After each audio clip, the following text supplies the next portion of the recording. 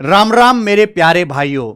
और बीच में काफी गैप हो गया था, लेकिन मैं फिर से रेलवे की एग्जाम की जो हमारी फ्री प्रैक्टिस बैच की एक सीरीज चल रही है उसकी वीडियो को कंटिन्यू कर रहा हूं।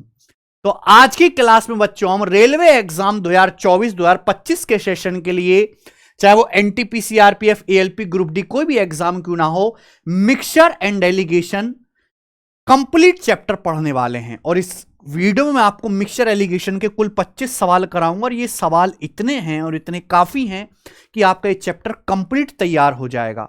100% गारंटी है हमारी कि अब जो रेलवे के पेपर में सवाल आएगा इस चैप्टर से, एक क्वेश्चन आना है आपके चैप्टर मिक्सचर एलिगेशन का, वो 100% इस वीडियो से होगा।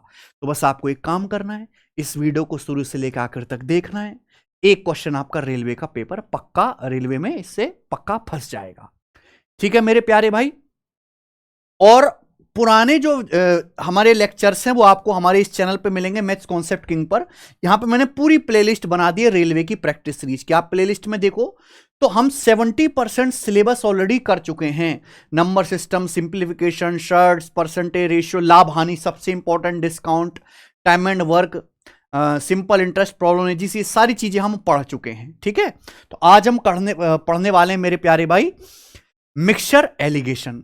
अच्छा, हमने बच्चों के लिए जो ऐप लॉन्च की है टेस्ट रैंकिंग, इतना ज्यादा बेहतरीन रिस्पॉन्स है इसका। एजुकेशन कैटेगरी में ये बहुत अच्छे नंबर पे ट्रेंड कर रही है ट्रेंडिंग है ऑल टाइम। और बहुत कम समय में बहुत ज्यादा स्टूडेंट्स ने इसको डाउनलोड किया है। और आप इसके रिव्यू देखो, 4.8 स्टार इसकी रेटिंग है बिना किसी एड के। केवल माउथ जो है रिकमेंडेशन हुआ है यहाँ पे स्टूडेंट्स का, और लगभग 31,000 बच्चों ने रिव्यू किया है। तो आप में से बहुत सारे बच्चे रेलवे के यहाँ पे फ्री टेस्ट लगा रहे हैं, आपको नहीं पता। तो देखिए, टेस्ट रैंकर ऐप पर हमने यहाँ पे फ्री टेस्ट में जाओगे तो ये रेलवे का बूस्टर बना हुआ है, रेलवे बूस्टर। इसमें रेलवे के हर जितने भी सब्जेक्ट हैं आपका, science, math, reasoning, general awareness, उनके 10,000 क्वेश्चन चैप्टर वाइज फॉर्म में हमने डाल रखे हैं मेरे भाई। ठीक है ना। तो यहां से आप फ्री में ये टेस्ट लगा सकते हो। जैसे ज्योग्राफी, हिस्ट्री के यहां पे 2 टेस्ट डले हुए हैं मेरे भाई, और भी यहां पे टेस्ट डले हुए हैं। ये सब चैप्टर वाइज हैं, अरेंज वे में, रेलवे के प्रीवियस ईयर के क्वेश्चंस के। ओके, तो आप इस ऐप पे जाके फ्री में चैप्टर वाइज टेस्ट लगा सकते हैं। जब पढ़ते पढ़ते बोर हो जाओ तो यहां से टेस्ट लगा लिया करो। लेकिन एक काम आप जरूर करिए, अगर आप फायदा उठा रहे हैं, कि यहां पे जाके रिव्यू जरूर करें और इसकी 5 स्टार रेटिंग जरूर करें सब लोग। ठीक है, आ जाओ अब हम चैप्टर शुरू करते हैं मेरे प्यारे भाई, सवाल नंबर 1 से। ऐसा नहीं कि इसमें बहुत ज्यादा थ्योरी है, बहुत ज्यादा कॉन्सेप्ट हैं, लिमिटेड सी थ्योरी है और थोड़े ही इसमें कॉन्सेप्ट है। ये कॉन्सेप्ट आपको कॉन्सेप्ट की बुक में मिल जाएंगे। अगर आपके पास ये बुक है तो वहां से एक बार कॉन्सेप्ट पढ़ लीजिए, तो आपको सवाल करने में और मजा आएगा बच्चों। 15% of N alloy was silver. किसी मिश्र धातु में 15% चांदी है। अगर इस मिश्र धातु में 51 ग्राम चांदी है तो दूसरे धातु की मात्रा क्या है? क्या बेसिक सवाल है भाई। किसी एलॉय में 15% चांदी है, 15% का मतलब होता है 3/20। यानी कि अगर टोटल मिश्र धातु 20 है तो 20 का 15% होता है 3। ये पेन ठीक दिखेगा केशव इसमें? 20 का 15% है 3 यूनिट।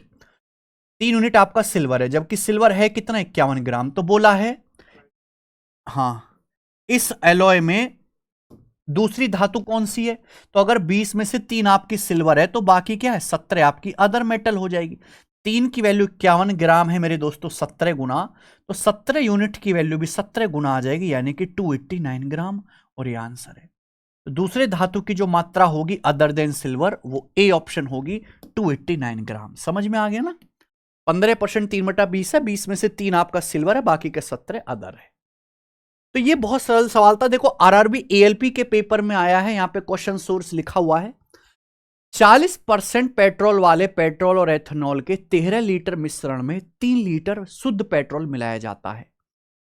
परिणामी मिश्रण में एथेनॉल का परसेंटेज ज्ञात कीजिए। देखो मेरे भाई, ध्यान से सुनेगा। हमारे पास पेट्रोल और एथेनॉल का 13 लीटर मिश्रण है। कितना मिश्रण है? हमारे पास पेट्रोल और एथेनॉल का 13 लीटर मिश्रण है।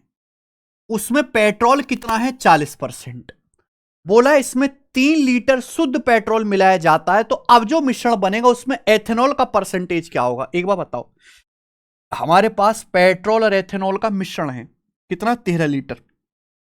मैं इसमें पेट्रोल ऐड करता हूं तो मैंने एथेनॉल तो ऐड नहीं किया, एथेनॉल तो सेम रहेगा जितना पहले था। अगर 13 लीटर मिश्रण में 40% पेट्रोल है, 100 में से 40% पेट्रोल है, तो 13 लीटर में एथेनॉल कितना है? 60%। 13 लीटर में एथेनॉल कितना है मेरे प्यारे भी? जल्दी से जवाब दीजिए। 60% आपका एथेनॉल है। 100 में से 40% पेट्रोल, बाकी का 60% एथेनॉल। अब हमने क्या किया? 3 लीटर पेट्रोल मिला दिया। हमारे पास 13 लीटर मिश्रण था, हमने 3 लीटर पेट्रोल मिला दिया, तो टोटल मिश्रण कितना हो गया? 16 लीटर। तो टोटल मिश्रण हो गया भाई 13 + 3 16। लेकिन 16 लीटर मिश्रण में एथेनॉल तो यही रहेगा ना, 13 का 60%। तो out of total 16 litre ethanol कितना है? 13 का 60%। ये आता आपका एथेनॉल का परसेंटेज आएगा। बस कैलकुलेशन करनी है। 4 से जाएगा 60 15 बार, 4 से जाएगा 16 4 बार, 13 गुणा 15 195/4। क्लियर है?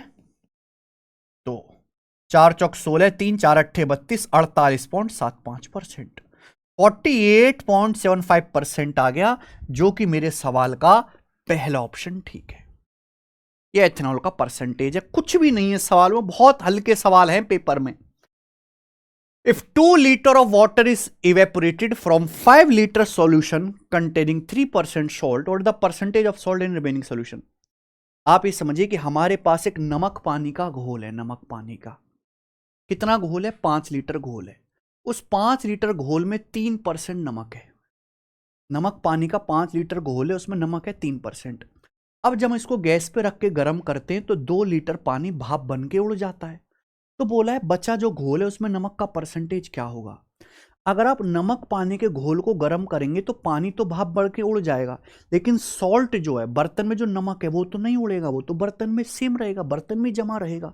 यानी कि सवाल को सॉल्व करने के पीछे लॉजिक क्या है कि सॉल्ट की जो मात्रा है, नमक की जो मात्रा है, वो सेम रहेगी, नमक की जो क्वांटिटी है वो सेम रहेगी। ये सवाल को सॉल्व करने का लॉजिक है। अगर हमारे पास एक 5 लीटर नमक पानी का घोल है, उसमें सॉल्ट कितना है? 5 लीटर का 3% सॉल्ट है। अब क्या हुआ? 5 लीटर में से 2 लीटर पानी हमने गर्म किया, भाप बन के उड़ गया, तो बचा कितना सॉल्यूशन? 3 लीटर सॉल्यूशन बचा। तो इस 3 लीटर सॉल्यूशन में नमक का परसेंटेज क्या है, यही आपको निकालना है। तो ये नमक की क्वांटिटी तो बराबर होनी चाहिए ना। 5 लीटर में 3% नमक है। अब 3 लीटर में कितना परसेंट नमक है, ये आपको कैलकुलेट करके निकालना है। क्या आ जाएगा बेटा? 3 से 3 कट जाएगा, ये आ जाएगा मेरे प्यार भी 5%। यानी कि अब 3 लीटर में 5% नमक है। A option. कुछ नहीं है सवाल में, एक स्टेप का सवाल। आ जाइए सवाल नंबर 4। बिल्कुल मैंने टाइप वाइज रखने की कोशिश की है।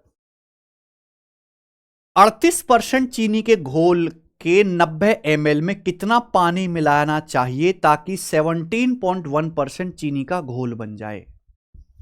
सवाल यह है मेरे प्यारे भाई। देखो, इस सवाल में a गुणा b बराबर कांस्टेंट नियम भी लग जाएगा, इस सवाल में एलिगेशन भी लग जाएगा, और इस सवाल में बेसिक मेथड भी लग जाएगा। मैं आपको एक ही बताऊंगा बेसिक मेथड, ठीक है भाई।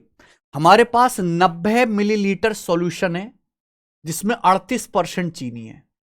बोला कितना पानी हमको इसमें मिलाना चाहिए ताकि चीनी 17.1% हो जाए। हमारे पास चीनी पानी का घोल है, मैं इसमें पानी मिला रहा हूं, तो चीनी तो सेम रहनी चाहिए ना भाई। अगर हम पानी मिला रहे हैं तो चीनी की क्वांटिटी तो सेम रहेगी।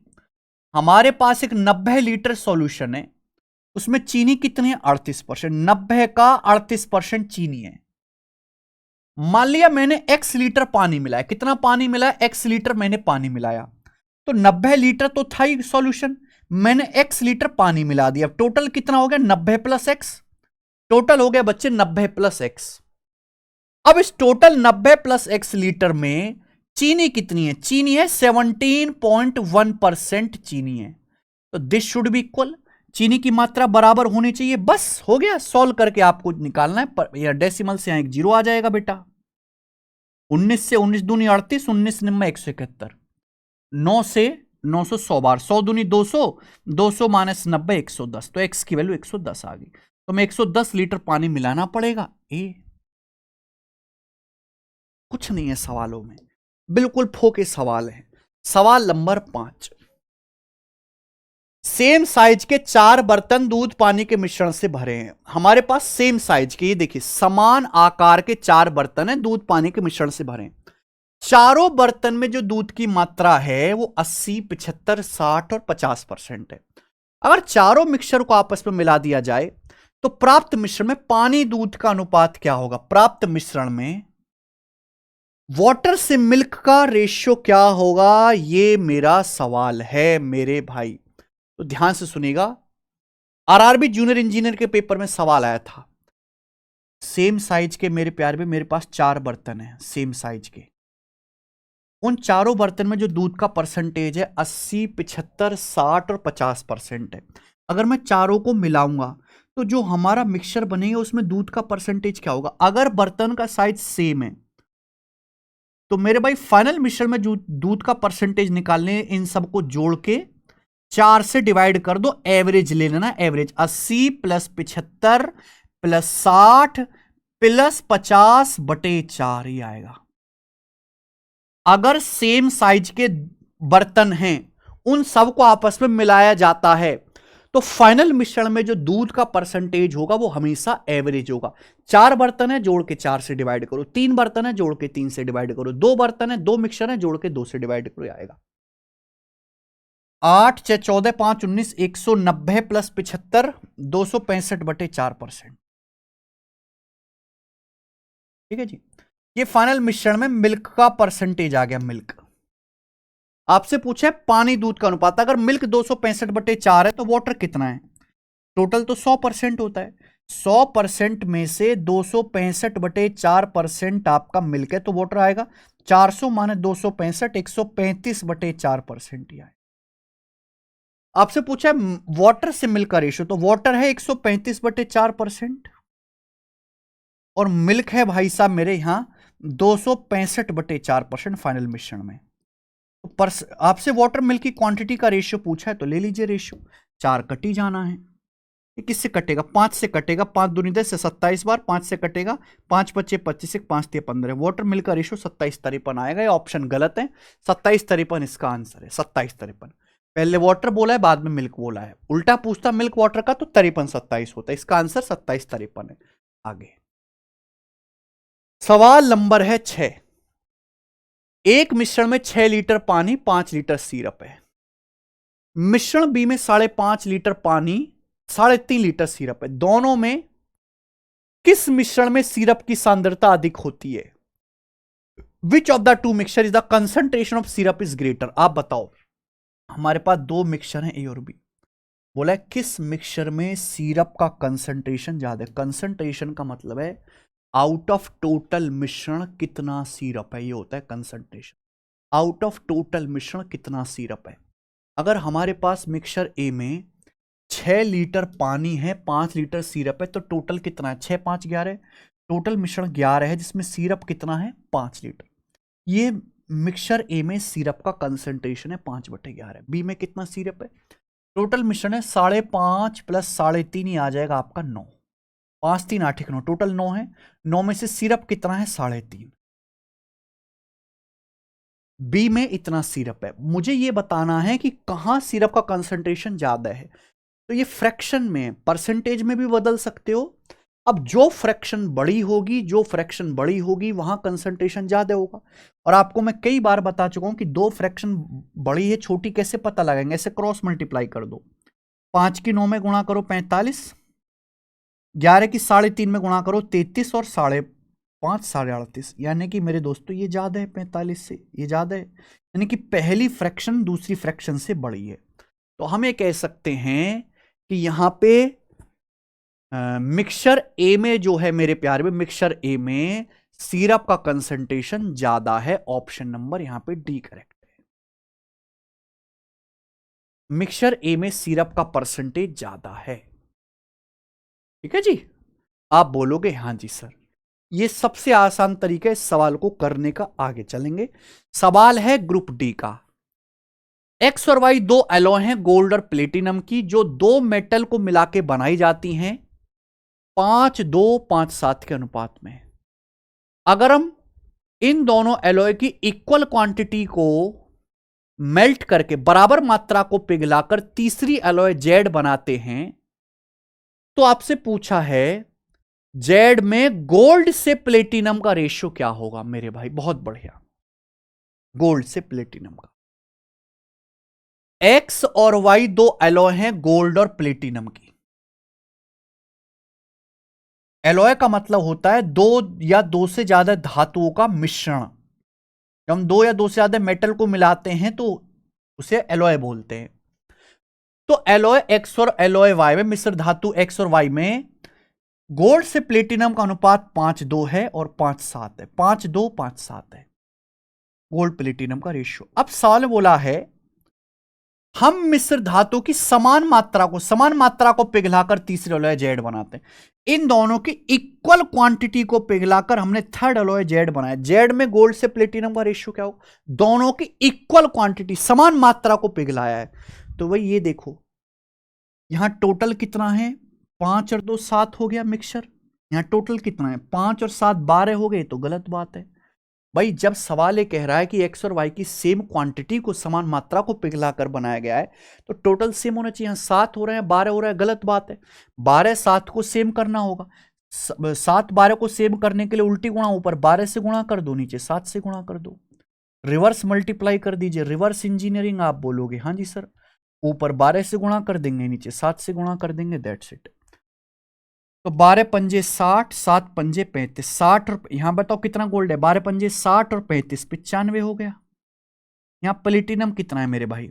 12 दूनी 24 और 7 सत्ते 49, 49 और 24 आ जाएगा मेरे भाई यहां से 73। यानी कि गोल्ड से प्लेटिनम का जो रेशियो आएगा एलॉय जेड में, वो 95 रेशियो 73 होगा, जो कि मेरा सी ऑप्शन है। और ये बहुत आसान सवाल था। आगे आ जाते, नेक्स्ट। ये जितने भी सवाल मैं आपको करवा रहा हूं, जो अच्छे अच्छे क्वेश्चंस आप देख रहे हो, ये सारे ही क्वेश्चन हमारी इस रेलवे की बुक के हैं, कंप्लीट प्रैक्टिस। ये केवल रेलवे के एग्जाम के लिए, एसएससी वगैरह को नहीं पढ़नी, केवल रेलवे की जो बच्चे तैयारी कर रहे हैं। तो प्रीवियस ईयर के क्वेश्चन इस बुक को ऑनलाइन ऑर्डर कर लीजिए, आपको बुक स्टोर पर मिल जाएगी। 4000 क्वेश्चन है इसमें, रेलवे के चैप्टर वाइज, अच्छे सॉल्यूशन के साथ। तो आप इस बुक से प्रैक्टिस करो मेरे प्यारे भाई, जो भी रेलवे की तैयारी कर रहे हैं। मैथ की अलग और रीजनिंग की अलग, पतली पतली किताबें हैं, ठीक है भाई। ऑनलाइन ऑर्डर करके पढ़िए। आओ सवाल नंबर 8। यह सवाल पिछले सवाल से एक लेवल आगे है। 2 water squash mixture, the first with a water to squash ratio 5:1, the later with ratio of 3:1। पानी और स्क्वैश के दो मिश्रण है। पहले मिश्रण में पानी स्क्वैश का अनुपात 5:1 है, दूसरे में 3:1 का अनुपात है। इन दोनों को 3:2 के अनुपात में मिलाया जाता है। तो बोला है फाइनल मिश्रण में वाटर से स्क्वैश का रेशियो क्या होगा। हमारे पास दो मिश्रण हैं, मुझे तो पता भी नहीं भाई ये स्क्वैश क्या कहना चाह रहा है। वाटर और स्क्वैश के दो मिश्रण हैं। पहले में वाटर से स्क्वैश का रेशियो 5:1 है, दूसरे में वाटर से स्क्वैश का रेशियो 3:1 है। इंपॉर्टेंट लाइन जो ये है कि इन्हें 3:2 के अनुपात में मिलाया जाता है।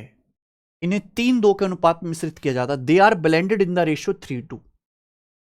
इनको 3:2 के अनुपात में मिलाया जाता है। तो बोला है जो फाइनल मिश्रण बनेगा, फाइनल मिश्रण में वाटर का और स्क्वैश का रेशियो क्या होगा। पिछले सवाल में, इस सवाल में फर्क था कि पिछले सवाल में इक्वल क्वांटिटी को आपस में मिलाया जाता है।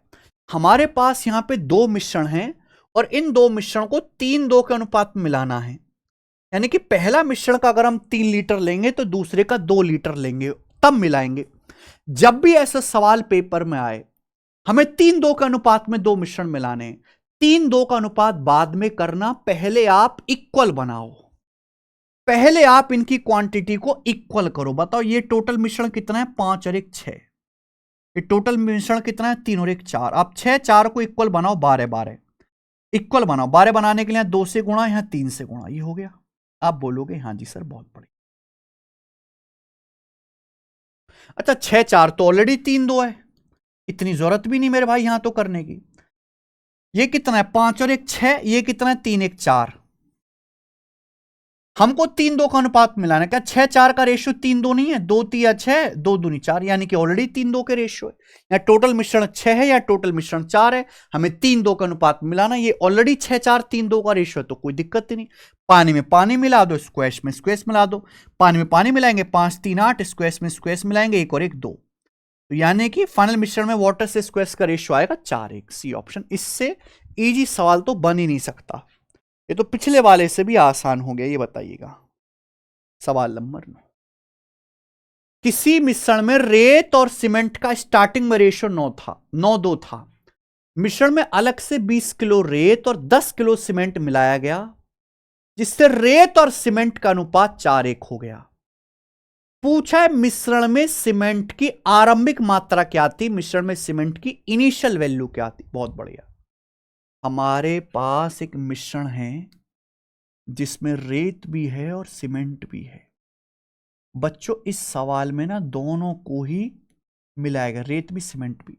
मिश्रण में रेत सीमेंट का अनुपात है 9:2। अगर मैं रेशियो हटाऊंगा, अगर मैं रेशियो हटाता हूं बच्चों, तो एक वेरिएबल से गुणा हो जाएगी 9x और ये हो जाएगा 2x। हमारे पास एक मिश्रण था जिसमें रेत कितना है 9x और सीमेंट कितना है 2x। हमारे पास ये मिश्रण है। अब हमने क्या किया, मिश्रण में हमने 20 किलो तो रेत मिलाया और हमने 10 किलो सीमेंट मिलाया। हमने मिश्रण में 20 किलो रेत मिलाया, 10 किलो सीमेंट मिलाया। अब मिलाने के बाद जो है रेत से सीमेंट का अनुपात 4:1 हो गया। 20 किलो हमने रेत मिलाया, 10 किलो हमने सीमेंट मिलाया, मिलाने के बाद रेशियो 4:1 हो गया। बोलो हाँ कि ना। तो पूछा है मिश्रण में सीमेंट की मात्रा स्टार्टिंग में कितनी थी। x का मान निकल जाएगा तो सॉल्व हो जाएगा, बस क्रॉस मल्टीप्लाई कर दो, सवाल हो गया। 9x और 8x, डिफरेंस x आ गया। 20 से कम 20, 4 2 40, 40 20 का डिफरेंस 20 आ गया। x की वैल्यू 20 आ गई, x की वैल्यू 20 आ गई। मिश्रण में सीमेंट कितना था इनिशियली 2x, मिश्रण में सीमेंट था 2x, तो 2x की वैल्यू आ गई 20 दूनी 40। तो 40 किलो मिश्रण में शुरुआत में सीमेंट की मात्रा थी, बी ऑप्शन। हमें नहीं लगता है कि इससे आसान कोई तरीका है। क्रॉस मल्टीप्लिकेशन मेथड होता है बट ये इजी है। आगे चलेंगे, सवाल नंबर 10 करो। सवाल आरपीएफ सब इंस्पेक्टर के पेपर का है। 84 लीटर मिश्रण में दूध पानी का अनुपात 3:4 है। हमारे पास एक मिश्रण है मिल्क वाटर का। कितना मिश्रण है? 84 लीटर। हमारे पास मिल्क वाटर का 84 लीटर मिश्रण है, 84 लीटर। इसमें मिल्क और वाटर का पानी, दूध और पानी का अनुपात 3:4 है। बोला है यदि इस अनुपात को बदलकर 3:5 कर दिया जाए तो मिश्रण में अतिरिक्त पानी की मात्रा बताइए। अगर इस अनुपात को बदलकर 3:5 कर दिया जाए तो हमें कितना पानी मिलाना पड़ेगा, कितना वाटर हमें मिलाना पड़ेगा, यह सवाल है।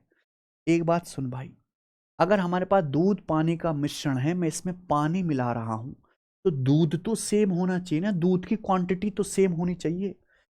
यहां मिल्क कितना है 3, यहां मिल्क कितना है 3, यानी कि ये तो सेम है। मिल्क सेम नहीं होता तो सेम बना लेता।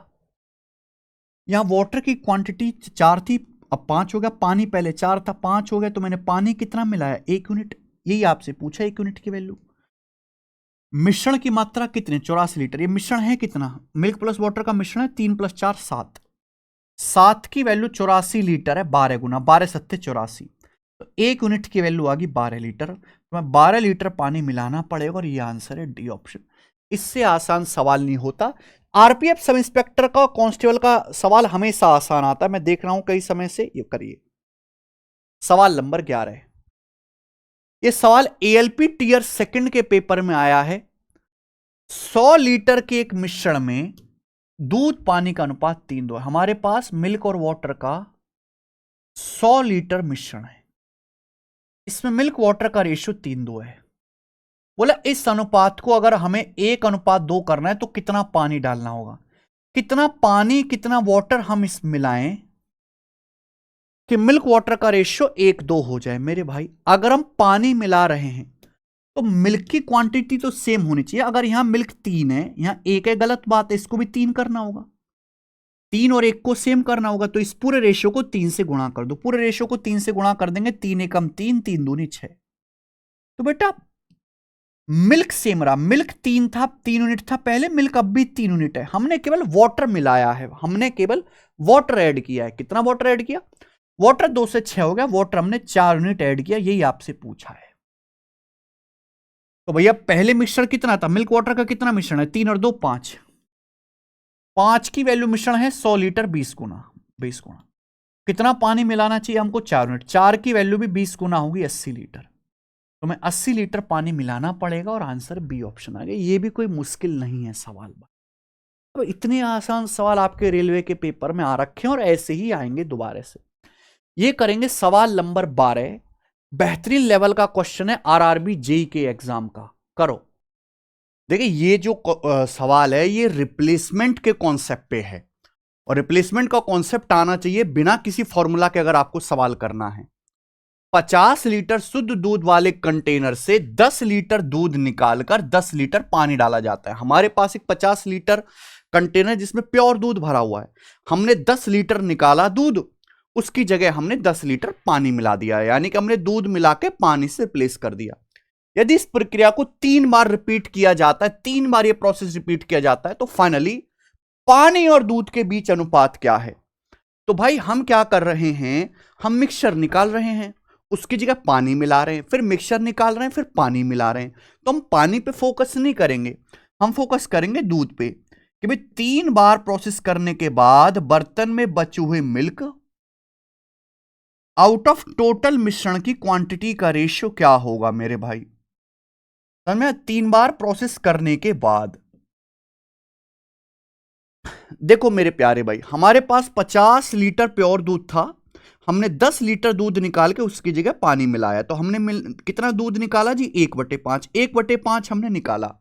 अगर हमने 1/5 मिल्क निकाला है तो मिल्क बचा कितना, 4/5। 50 लीटर में से 10 लीटर आपने 1/5 निकाला तो बचा कितना, 1 - 1/5, 4/5। लेकिन ये प्रोसेस हमने 3 बार किया है, तो 3 बार प्रोसेस करने के बाद आउट ऑफ टोटल मिश्रण बर्तन में कितना दूध बचेगा, पावर 3। 2 बार प्रोसेस किया तो पावर 2 करना है, 3 बार किया तो पावर 3 करना है मेरे भाई। ये कॉन्सेप्ट आप ध्यान रखिएगा। देखो मिश्रण की टोटल क्वांटिटी नहीं बदलेगी। अगर स्टार्टिंग में 50 लीटर प्योर मिल्क था तो 3 बार प्रोसेस करने के बाद भी बर्तन में 50 लीटर मिश्रण ही रहेगा, क्योंकि आप जितना निकालते हो उतना ही आप पानी मिला दे रहे हो। तो 4 का क्यूब 64 बटे 5 का क्यूब आ गया मेरे भाई यहां से 125। तो मैं ये कह सकता हूं कि 3 बार प्रोसेस करने के बाद अगर बर्तन में मिल्क की मात्रा 64 है तो टोटल मिश्रण 125 है, तो वाटर कितना होगा, 125 में से 64 मिलकर घटा दीजिए तो वाटर कितना होगा, 61 होगा। और आपसे यही पूछा था, पहले वाटर बोला है बाद में मिल्क बोला है, वाटर से मिल्क का रेशियो क्या आएगा, सी ऑप्शन, 61:64 जी। इस कॉन्सेप्ट पे हम एक और सवाल कर लेते हैं, सवाल नंबर 13। यहां रेशियो ना पूछ के आपसे एग्जैक्ट वैल्यू पूछी गई है कि भाई एक कंटेनर में 80 लीटर दूध है, एक कंटेनर है जिसमें 80 लीटर प्योर दूध है, हमने इस कंटेनर से 8 लीटर मिश्रण निकाला और उसकी जगह हमने 8 लीटर पानी डाल दिया। इस प्रोसेस को 2 बार और रिपीट किया गया है। अब मिश्रण में दूध की कितनी मात्रा मौजूद है, यानी कि हम बच्चों ये प्रोसेस एक बार कर चुके हैं, 8 लीटर दूध निकाला फिर 8 लीटर पानी मिलाया, अब बन गया मिश्रण। फिर 2 बार हमने 8 लीटर मिश्रण निकाला उसकी जगह पानी मिलाया, यानी कि टोटल प्रोसेस कितनी बार हो गया भाई, ये 3 बार हो गया, 3 बार। तो बोला 3 बार ये प्रोसेस करने के बाद बर्तन में बचे दूध की मात्रा क्या होगी, यही ना सवाल है। आप बोलोगे हां जी सर सवाल तो यही है। तो आप ये देखो, अगर आपके पास 80 लीटर प्योर मिल्क था और आपने इसमें से 8 लीटर निकालकर उसकी जगह पानी मिलाया, तो आपने कितना निकाला, 1/10। आपने 1/10 निकाला तो बचा कितना, 9/10, 1 - 1/10, 9/10। और ये प्रोसेस आपने 3 बार किया, 3 बार प्रोसेस करने के बाद बर्तन में कितना दूध बचेगा, पावर 3 आ गया। तो 80 बच्चों 9/10 का क्यूब क्या आएगा, 9/10 होता है 0.9 और 0.9 का क्यूब करेंगे तो 0.729 आ जाएगा, 0.729 आ जाएगा मेरे प्यारे भाई। ठीक है, यहां तो आंसर भी मार्क हो रखा है, चलो कोई बात नहीं।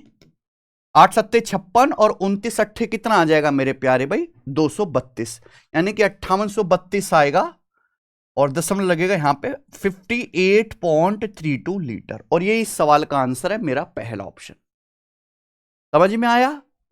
तो कोई फॉर्मूला वगैरह नहीं आपको लगाना है, सीधा आपको लॉजिक से करना है। आ गया, ये बहुत पॉपुलर है ये सवाल। नेक्स्ट सवाल नंबर 14। ये मान के चलिए कि ये एलिगेशन का सबसे ज्यादा पूछे जाने वाला सवाल है, क्वेश्चन नंबर 14, ठीक है ना।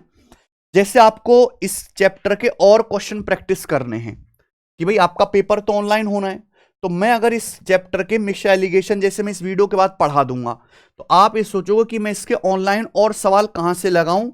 तो भाई यहां पे जब आप जाओगे तो मैथ बूस्टर बना हुआ है हमारी वेबसाइट पे, टेस्ट रैंकिंग पे या फिर एप्लीकेशन में, मैथ बूस्टर में आप जाइए, यहाँ पे फ्री चैप्टर वाइज टेस्ट डले हुए हैं जिसमें प्रीवियस ईयर के क्वेश्चन है। देखिए मिक्स्ड एलिगेशन के यहाँ पर 2 टेस्ट हैं, आप इनको लगा लेना।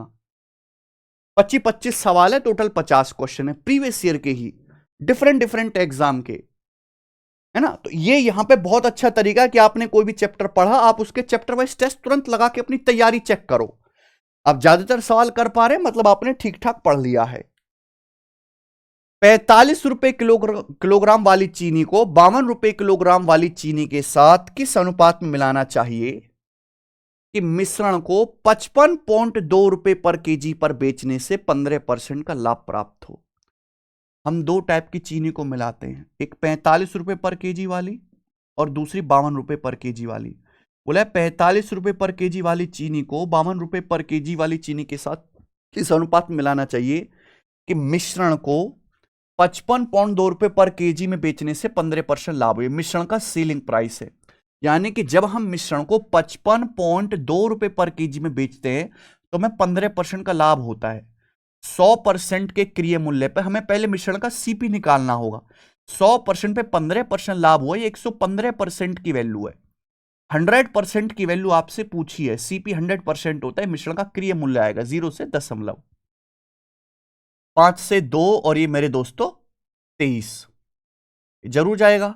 23 दूनी 46 और मेरे दोस्तों 23 चौका 92 यानी कि 48। तो मिश्रण का जो सीपी है वो 48 रुपए पर केजी है। अगर हम 2 टाइप की मेरे दोस्तों क्या है ये चीनी है, एक का दाम 45 रुपए पर केजी, एक का 52 रुपए पर केजी, इनको मिलाते हैं तो जो मिश्रण बना है, मिश्रण का भी आपको क्रिय मूल्य लेना पड़ेगा 48 रुपए पर केजी। तो किस अनुपात में मिलाना पड़ेगा, घटा दीजिए। बड़ी में से छोटी संख्या 52 में से 48 4 आएगा, 48 में से 45 घटाइए 3 आएगा। तो हमें दोनों टाइप की शुगर को 4-3 के अनुपात में मिलाना पड़ेगा। मेरा पहला ऑप्शन ठीक है। समझ में आया, ये one of the most asked question है, सबसे ज्यादा पूछे जाने वाले। देखिए आरआरबी ग्रुप डी का, एक दुकानदार को 13.65 रुपए पर किलोग्राम वाले गेहूं की 30 किलो मात्रा को 18.15 रुपए पर किलोग्राम वाले गेहूं की 20 किलो मात्रा के साथ मिलाया जाता है। 30% प्रॉफिट कमाने के लिए मिश्रित गेहूं को किस मूल्य पर बेचना चाहिए, 30% लाभ कमाने के लिए गेहूं को किस दाम पर बेचना चाहिए। बहुत बढ़िया, कौन करेगा मेरे भाई सवाल को। ऑप्शंस आपके सामने हैं, ग्रुप डी के पेपर का सवाल है। देखो आप ये बताओ कि हम यहां पे 2 टाइप के गेहूं को मिला रहे हैं, तो मिलाने से जो मिश्रण बनेगा उसका प्राइस क्या होगा। हम 2 टाइप के गेहूं को आपस में मिलाते हैं, ये 30 किलो और ये 20 किलो। तो हमने 30 किलो और 20 किलो क्वांटिटी के 2 गेहूं को आपस में मिलाया। पहले गेहूं का जो दाम है वो 13.65 रुपए पर केजी है। दूसरे गेहूं का प्राइस है 18.15 रुपए पर केजी। ठीक है, तो ये प्राइस है मेरे दोस्तों, ये कीमत है। तो आप मुझे बताओ इनको मिलाने से जो मिश्रण बनेगा उस मिश्रण का प्राइस क्या होगा। अगर मैं 2 टाइप के गेहूं को मिलाता हूं जिनका प्राइस 13.65 रुपए पर केजी और 18.15 रुपए पर केजी है, 30 किलो और 20 किलो, तो इनको मिलाने से जो मिश्रण बनेगा उस मिश्रण का क्रिय मूल्य क्या होगा।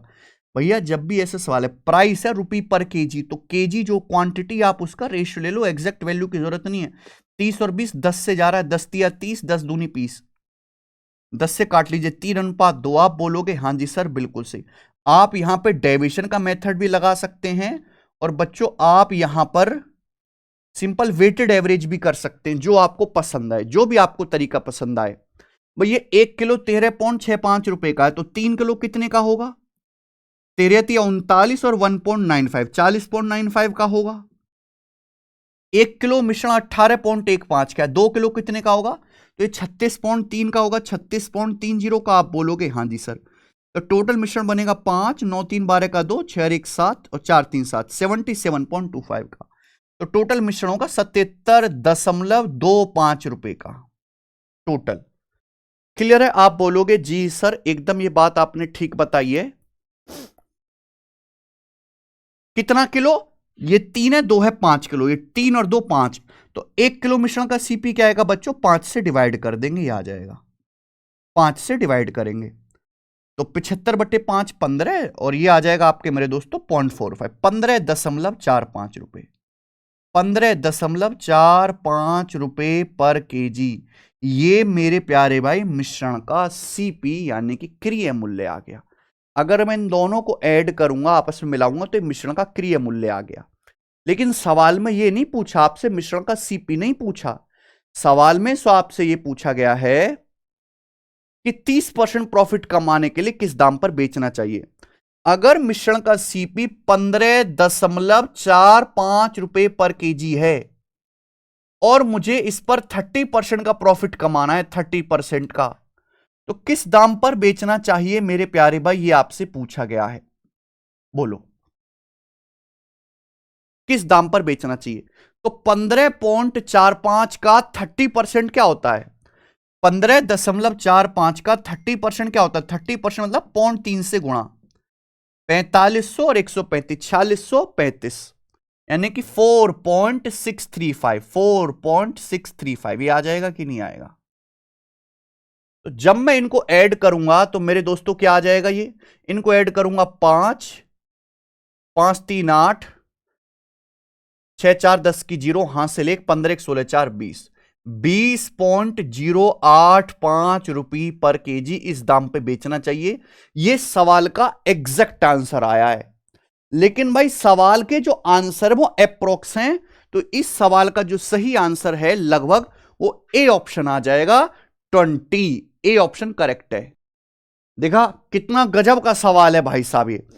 आप ऐसा भी कर सकते थे कि 15.45 रुपए मेरे दोस्तों आपका कॉस्ट प्राइस आएगा, 30% प्रॉफिट कमाना है, 30% प्रॉफिट कमाना है, तो सेलिंग प्राइस क्या आएगा मेरे दोस्तों? 1.3 से मल्टीप्लाई, 100% पे 30% प्रॉफिट कमाना है तो हमें 130% में बेचना पड़ेगा।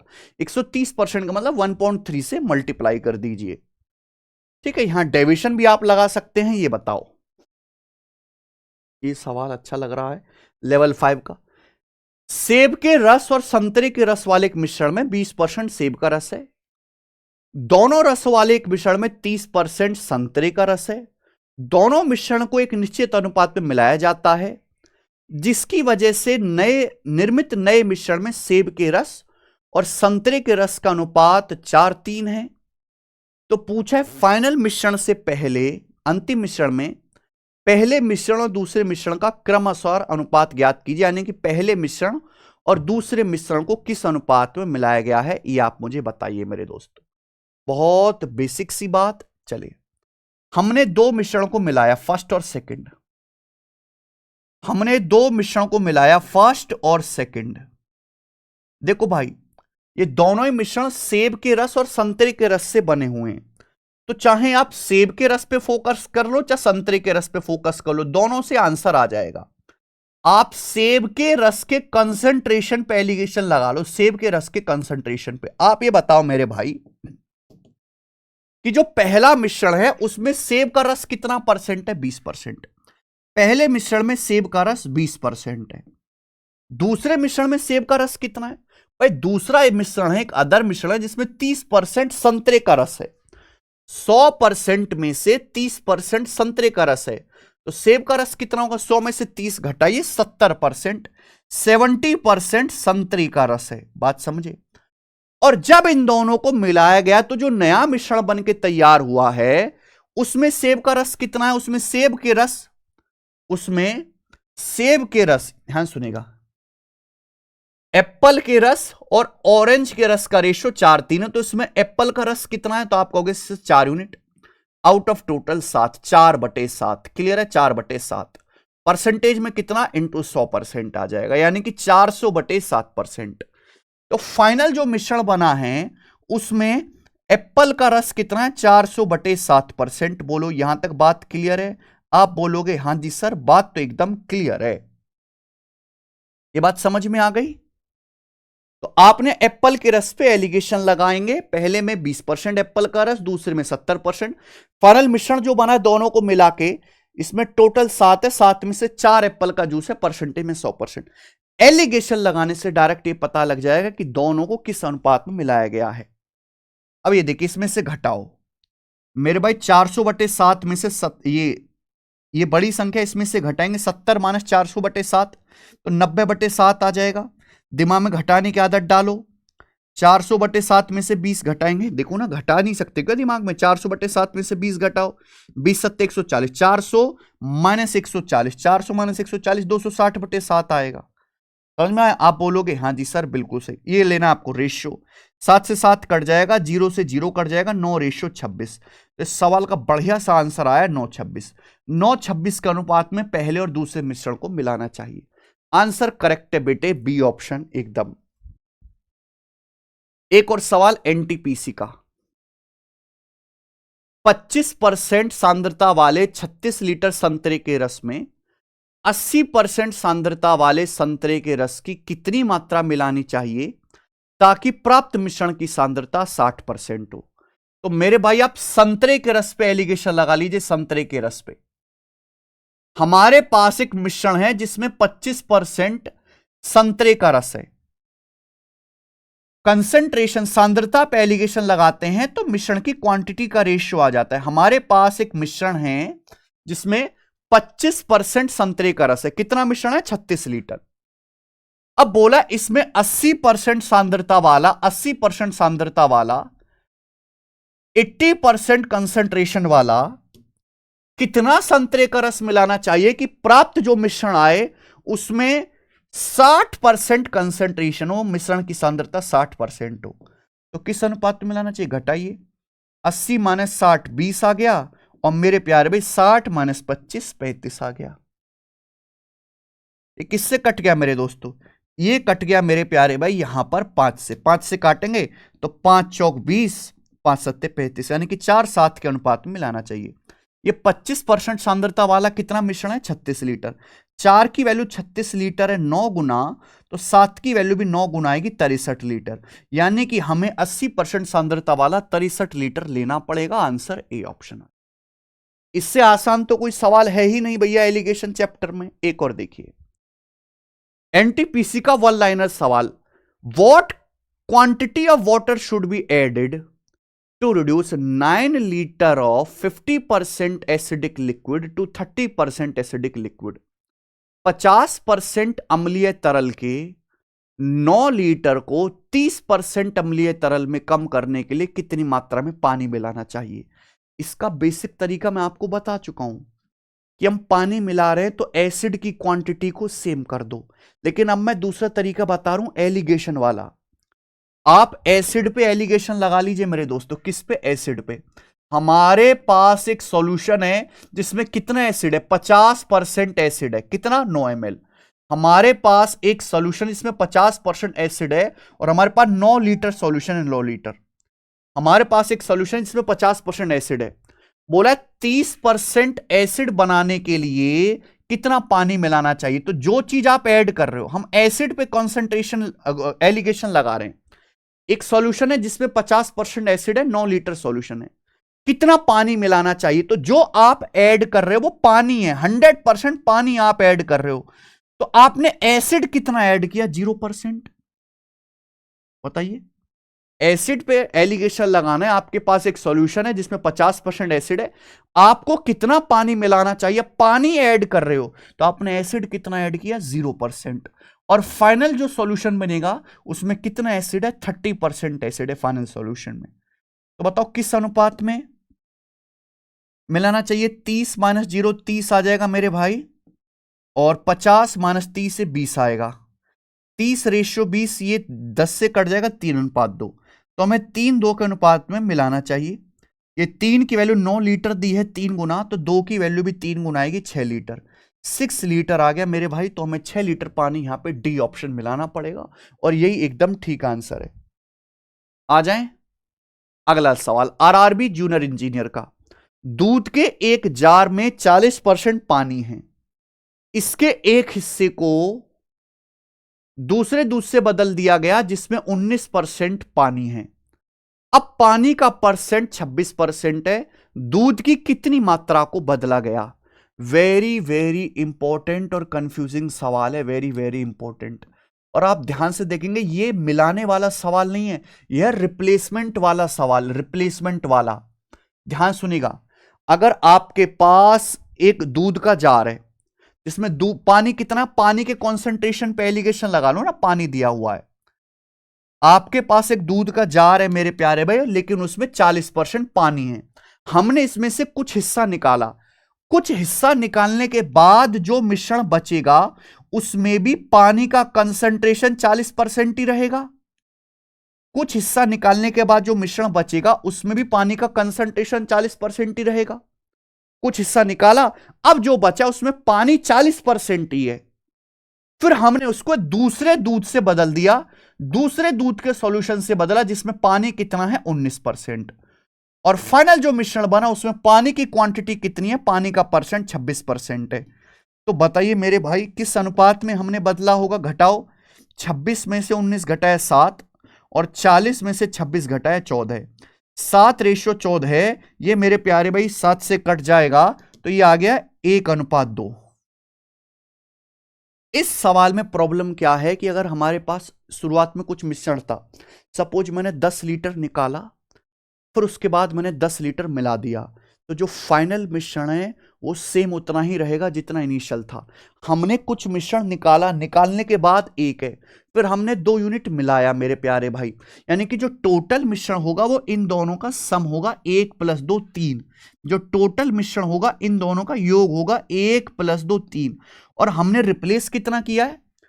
हमने जितना दूसरा ऐड किया उतना रिप्लेस किया। हमने रिप्लेस कितना किया है मेरे प्यारे? इसमें ये 2 यूनिट हमने रिप्लेस किया है, 2 यूनिट। तो टोटल मिश्रण का हमने 2/3 निकालकर पानी से दूसरे मिक्सचर से रिप्लेस किया, यानी कि सवाल का आंसर ए ऑप्शन है, 2/3। बात को समझ लिए, अच्छे से समझ लीजिएगा। सवाल आपके सामने क्योंकि 20 आ चुका है, एनटीपीसी के पेपर का जल्दी जल्दी करना है।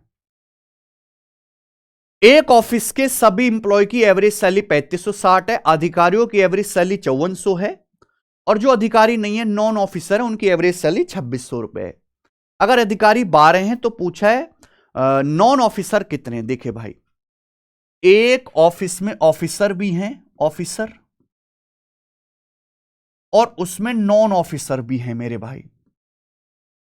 क्लियर है?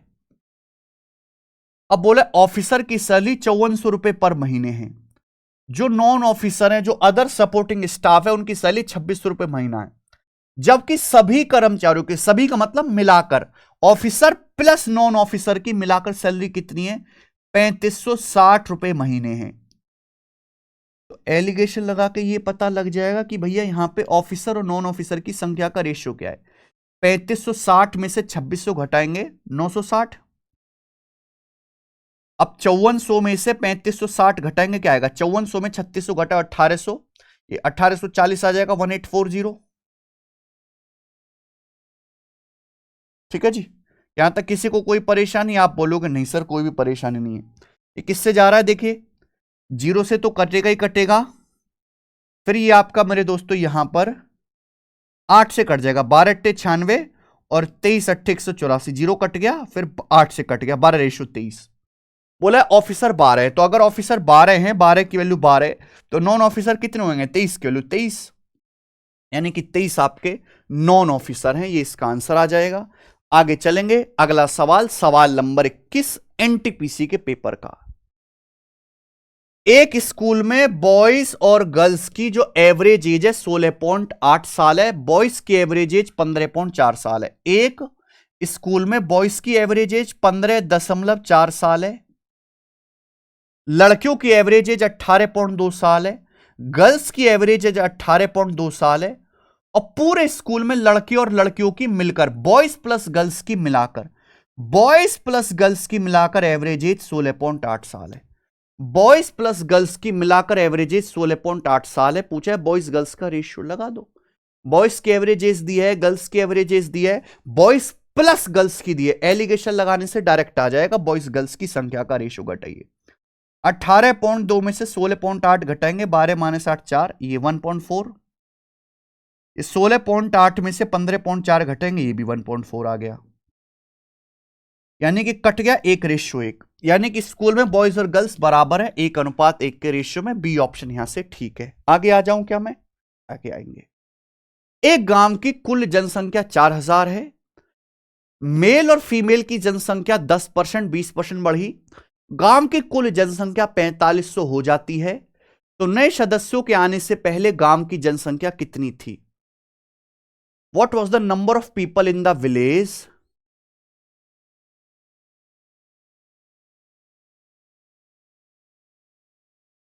What was the number of male आएगा भैया। What was the number of people in the village before the arrival of new members? यहां पे मेल पूछा होगा। चलो मैं आपको बताता हूं, ध्यान से सुनेगा। गांव बनता है महिलाओं और पुरुषों से मिलाकर, गांव में मेल भी है फीमेल भी है।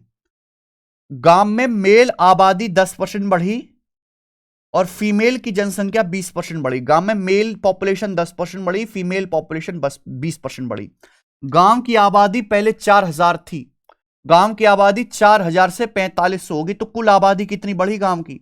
गांव की आबादी पहले 4000 थी, 4000 से 4500 होगी, तो गांव की आबादी बढ़ गई 500, तो 4000 से 500 बढ़ गई 1/8। 1/8 कितना होता है बच्चों?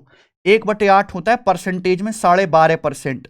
तो गांव की कुल आबादी यानी कि मेल प्लस फीमेल मिलाकर 12.5% बढ़ी। तो मेल फीमेल की संख्या का रेशियो कितना है? 20 में से 12.5 घटाएंगे 7.5, 12.5 में से 10 घटाएंगे 2.5। ठीक है बच्चों, ये कट गया, ये आ गया 3:1, यानी कि गांव में मेल फीमेल की संख्या का रेशियो 3:1 है। तो गांव की टोटल आबादी कितनी है? 3 और 1 4। टोटल आबादी मेल प्लस फीमेल 4, 4 की वैल्यू 4000 है। अगर 4 की वैल्यू 4000 है तो गांव में मेरे प्यारे भाई मेल कितने? 3, 3 की वैल्यू 3000, फीमेल कितने? 1, 1 की वैल्यू मेरे दोस्तों 1000। इस सवाल में नए सदस्य का पहले गांव में पुरुषों की संख्या आपसे पूछी है, टाइपिंग में एक रह गया है पुरुषों की। What was the number of male? Male आपसे पूछा है, तो नए लोग आने से पहले गांव में मेल कितने थे? 3000, और ये इसका आंसर आ गया। इजी सा आंसर है, कोई ज्यादा दिक्कत नहीं है। सवाल नंबर 23, एक टेस्ट पेपर में सही सवाल करने के 3 नंबर मिलते हैं और गलत के 1 नंबर कट जाते हैं।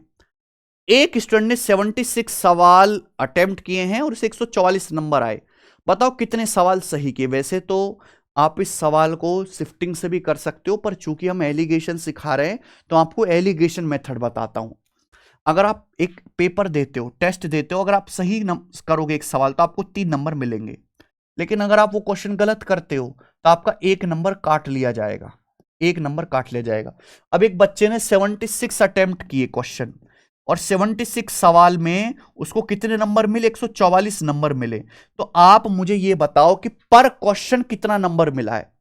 सही करने पर एक सवाल का 3 नंबर, गलत करने पर 1 नंबर, ओवरऑल एवरेज 76 क्वेश्चन पे 144 नंबर आए, तो 4 से काटेंगे, एक सवाल के 36/19 नंबर है, एक सवाल पर 36/19 मार्क्स उसको मिले हैं।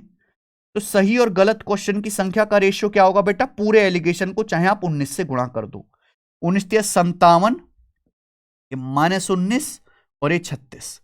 एलिगेशन लगाने से पता लग जाएगा कि सही और गलत की संख्या का रेशियो क्या है। 36 में से -19 घटाएंगे 55 और 57 में से 36 घटाएंगे मेरे दोस्तों, ये आ जाएगा आपका 21। 55 रेशियो 21 आ गया। टोटल सवाल कितने हो रहे हैं? 55 + 21 76 हो रहे हैं। 76 की वैल्यू 76 है, तो सही कितने की है? 55, 55 की वैल्यू 55 है। डी ऑप्शन इसका करेक्ट आंसर है, डी। ठीक है भाई, अच्छा तरीका है, अच्छा सवाल है जी। 23 सवाल तो कर ले, अब 2 ही सवाल बाकी हैं। 2 प्रोडक्ट ए और बी के स्टॉक में आरंभ में कुल स्टॉक का 80% प्रोडक्ट ए है। यदि स्टॉक से 20 किलोग्राम प्रोडक्ट ए और 8 किलोग्राम प्रोडक्ट बी निकाल लिया जाता है तो स्टॉक में ए और बी का रेशियो बदलकर 9:2 हो जाता है। आरंभ में कुल स्टॉक कितना था? बहुत बढ़िया। देखिए मेरे भाई ध्यान सुनेगा, सवाल में यह कहा गया है कि हमारे पास 2 प्रोडक्ट हैं ए और बी, ए और बी, और उसमें 80% प्रोडक्ट ए। 80% का मतलब हो गया जी 4/5। यानी कि अगर टोटल 5 है तो 5 का 80%, 4 आपका प्रोडक्ट ए है और 1 आपका प्रोडक्ट बी है। ये तो रेशियो है ना, लेकिन अगर मैं एग्जैक्ट की बात करूं तो x से गुणा कर लेते हैं। अगर 4x आपका प्रोडक्ट ए है तो x आपका प्रोडक्ट बी है। भाई ए और बी की संख्या का रेशियो कितना, 80% प्रोडक्ट ए है, टोटल 5 है तो 5 में से 4 प्रोडक्ट ए हैं, बी 1 है, तो यानी कि 4x और x हो जाएगा। बोला है अगर स्टॉक से हम 20 किलोग्राम प्रोडक्ट ए निकाल लें और 8 किलोग्राम प्रोडक्ट बी निकाल लें तो ये रह जाएगा भाई। तो मेरे दोस्तों हम ये कह सकते हैं ए और बी का रेशियो बदलकर 9/2 हो जाएगा, 9:2। यहां से क्या एक्स की वैल्यू नहीं निकाली जा सकती, केवल क्रॉस मल्टीप्लाई तो करनी है। 4x दूनी 8x और 9x का डिफरेंस x बराबर 20 दूनी 40, 9 टे 72, 40 और 72 का डिफरेंस 32, तो x का मान 32 आ गया। आपसे पूछा आरंभ में कुल स्टॉक कितना, तो आरंभ में कुल स्टॉक a प्लस बी का मिला के था 4x प्लस x 5x था। x की वैल्यू यहां पे 32 है और 32 पंजे 160, 32 पंजे 160 किलो जो है डी ऑप्शन, ये आपका टोटल स्टॉक है। समझ में आया? आप बोलोगे हां जी सर बिल्कुल सही, अच्छे समझ में आ गया है। नेक्स्ट आगे चलेंगे, आपके सामने यहां पर सवाल नंबर 25। ये इस वीडियो लेक्चर का आखिरी सवाल है और आप ये देखो कि मैंने 1 घंटे में आपको 25 सवाल मिक्सचर एलिगेशन के, रेलवे के आज तक जो पूछे गए सबसे बेस्ट क्वेश्चंस करा दिए। अब आप इस चैप्टर को लेकर निश्चिंत हो सकते हो। एक आदमी 6.4 रुपए पर लीटर के हिसाब से दूध खरीदता है और मिश्रण को 8 रुपए पर लीटर पर बेचता है, जिससे आदमी को कितना 37.5% का लाभ होता है। तो पूछा the ratio of water to milk received by customer. Customer को जो वाटर से मिल्क मिला, कस्टमर को तो मिक्सचर मिला मिल्क वाटर का, तो उसमें वाटर से मिल्क का अनुपात क्या है। सेम टू सेम सवाल इस साल के यूपी कांस्टेबल के री एग्जाम में भी आया था। देखो भाई, एक आदमी दूध खरीदता है, मिल्क का दाम कितना है, एक आदमी दूध खरीदता है 6.4 रुपए पर लीटर के हिसाब से खरीदता है, 6.4 रुपए पर लीटर। इसमें पानी मिलाता है तो मिल्क का कॉस्ट है 6.4 रुपए पर लीटर। पानी कोई ऐसा तो है नहीं कि कोई बिस्लेरी की बोतल खोल के मिला रहा है, टंकी से पानी निकाला और दूध में मिला दिया, तो पानी का भाव है 0 रुपए पर लीटर, 0। और जब मिल्क और वाटर को मिलाया तो जो मिश्रण है, मिश्रण को 8 रुपए पर लीटर पर बेचा, तो मिश्रण का जो सेलिंग प्राइस है वो 8 रुपए पर लीटर है, जिससे 37.5% लाभ हुआ। 37.5% का मतलब 3/8 प्रॉफिट हुआ। यानी कि मिश्रण का सीपी अगर 8 है तो 8 पे 3 का प्रॉफिट हो। मिश्रण का सीपी 8 है, 8 पे 3 का प्रॉफिट हो, तो सामान बिका कितने में, 11 यूनिट में। 11 यूनिट की वैल्यू है, सीपी है 8 यूनिट की वैल्यू निकाल लेंगे। ये मिश्रण का कॉस्ट प्राइस आ गया, ये मिश्रण का सीपी आ गया मेरे भाई, है ना। 8 रुपए पर लीटर में बेचते हैं तो सेलिंग प्राइस है, हमको कॉस्ट प्राइस निकालना पड़ेगा, तो कॉस्ट प्राइस आ गया मेरे प्यारे बच्चों यहां पे 64/11, 64/11, 64/11। क्या ये बात सही है? आप बोलोगे हां जी सर बिल्कुल सही, कोई प्रॉब्लम नहीं है, बस एलिगेशन लगाने आंसर आ गया। देखो मेरे भाई, ये ना एक काम करो, ये 6.4 है, 6.4 से डिवाइड हो रहा है, डिवाइड कर लो। 6.4 से एक बार चला जाएगा, 0 बार जाएगा, 6.4 से डिवाइड करेंगे 10/11 हो जाएगा, 10/11। 6.4 से 64 कट जाएगा 10 बार, 10/11 में से 0 घटाएंगे 10/11, 1 में से 10/11 घटाएंगे मेरे दोस्तों तो 1/11। रेशियो लेंगे तो कितना आएगा, 10:1 आ गया। यानी कि मिल्क वाटर का रेशियो 10:1 है, मिल्क वाटर का 10:1। आपसे पूछा है वाटर से मिल्क का, उल्टा पूछा ना, वाटर से मिल्क का रेशियो 1:10 है, तो यानी कि सवाल का ठीक आंसर पहला। तो कैलकुलेशन को आसान करने के लिए क्या किया हमने, यहां पे पूरे एलिगेशन को 6.4 से डिवाइड कर दे। एक बार कट गया, 0 को 6.4 से डिवाइड करेंगे 0, 64 को 6.4 से डिवाइड करेंगे 10/11, घटाए मेरे दोस्तों 10 रेशियो मिल्क से वाटर का रेशियो, वाटर से मिल्क का 1:10। और बच्चों इसी के साथ ये चैप्टर पूरी तरीके से खत्म होता है। ये आखिरी सवाल है, सवाल नंबर 26, ये आपका होमवर्क है। जिन बच्चों ने पूरा लेक्चर देखा है मुझे जरूर कमेंट करके बताओ कि उनको कैसा लगा, और इस सवाल का ठीक ठीक आंसर जो है मुझे कमेंट्स में करके बताएं सभी मेरे भाई, ठीक है जी। तो इसी के साथ आज की क्लास को करते हैं समाप्त। मैंने आपको बता रखा है कि रेलवे का हम 75% लगभग सिलेबस कर चुके हैं। पुराने लेक्चर्स आपको प्लेलिस्ट में मिल जाएंगे।